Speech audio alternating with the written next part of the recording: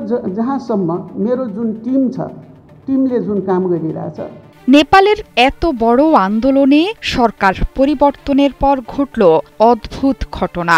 আন্দোলনের চালিকা শক্তি জেনজি প্রজন্ম বা অন্তর্বর্তী সরকারের প্রধানমন্ত্রী সুশীলা কার্কি কেউ ক্ষমতার কাঙ্গাল নন।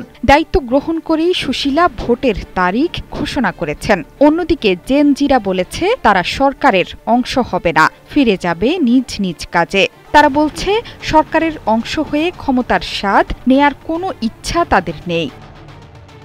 দায়িত্ব নিয়েই আগামী ৬ মাসের মধ্যে সব দলকে নিয়ে একটি সুষ্ঠু নির্বাচন দেওয়ার প্রতিশ্রুতি দিয়েছেন দেশের সাবেক প্রধান বিচারপতি সুশীলা কার্কি।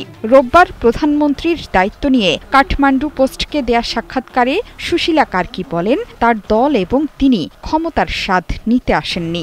আগামী ৬ মাসের মধ্যে নতুন সংসদের কাছে দায়িত্ব হস্তান্তর করার কথা জানিয়ে দেশের জনগণের সমর্থন কামনা করেন সদ্য দায়িত্বপ্রাপ্ত নেপালি প্রধানমন্ত্রী। ওয়ালটন বিএলডিসি ফ্যান খরচ বাঁচে 65% পর্যন্ত। ওয়ালটন বিএলডিসি ফ্যান ছড়ায় স্বস্তির সবুজ হাওয়া। দেশব্যাপী জেনজি আন্দোলনের প্রশংসা করেছেন ৭৩ বছর বয়সী সুশীলা কার্কি। আন্দোলনে নিহতদের শহীদ স্বীকৃতি দেওয়ার কথা জানিয়ে ক্ষতিগ্রস্ত প্রতিটি পরিবারকে ১০ লাখ নেপালি রুপি ক্ষতিপূরণ দেওয়ার ঘোষণা দেন তিনি। এছাড়া অন্তর্বর্তী সরকার আহতদের চিকিৎসার ব্যয় বহন করবে এবং তাদের আর্থিকভাবেও সহায়তা করার প্রতিশ্রুতি দেন। দেশজুড়ে সাম্প্রতিক সহিংস আন্দোলনে ভাঙচুর, অগ্নিসংযোগ, লুটপাটের ঘটনাগুলো তুলে ধরে তিনি জানান সরকার সেগুলোর তদন্ত করবে এবং যারা সম্পত্তির ক্ষতির শিকার হয়েছেন তাদের ক্ষতিপূরণ দেবে। তবে নেপালে প্রতিবাদের নামে যা ঘটেছে তাকে পরিকল্পিত ষড়যন্ত্র আখ্যা দিয়ে দোষীদের বিরুদ্ধে তদন্ত সাপেক্ষে বিচারের আওতায় আনার প্রতিশ্রুতিও দেন তিনি। সুশীলার সামনে এখন সবচেয়ে বড় চ্যালেঞ্জ ভেঙে পড়া আইনশৃঙ্খলা ব্যবস্থা পুনর্গঠন, ভস্মীভূত ভবনগুলো পুনর্নির্মাণ এবং তরুণ প্রজন্মকে আশ্বস্ত করা।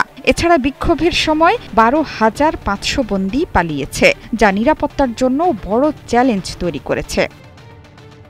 ছোট পরিসরে একটি মন্ত্রিপরিষদ ঘোষণা করার কথা ভাবছেন প্রধানমন্ত্রী সুশীলা কার্কি। ছোট পরিসর বলতে ১৫ সদস্যের মধ্যেই সীমাবদ্ধ রাখতে চাইছেন সুশীলা। জেনজি নেতাদের সঙ্গে এ নিয়ে আলোচনাও শুরু করেছেন তিনি।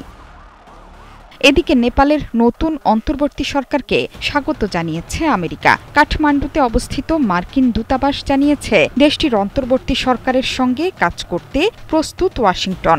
গত রোববার প্রকাশিত এক বিবৃতিতে নেপালে গত সপ্তাহের সহিংসতার পর দেশে শান্তি ও শৃঙ্খলা পুনর্বহালের বিষয়টিকে স্বাগত জানানো হয়। জোহরা চৌধুরী সেতু, ৭১।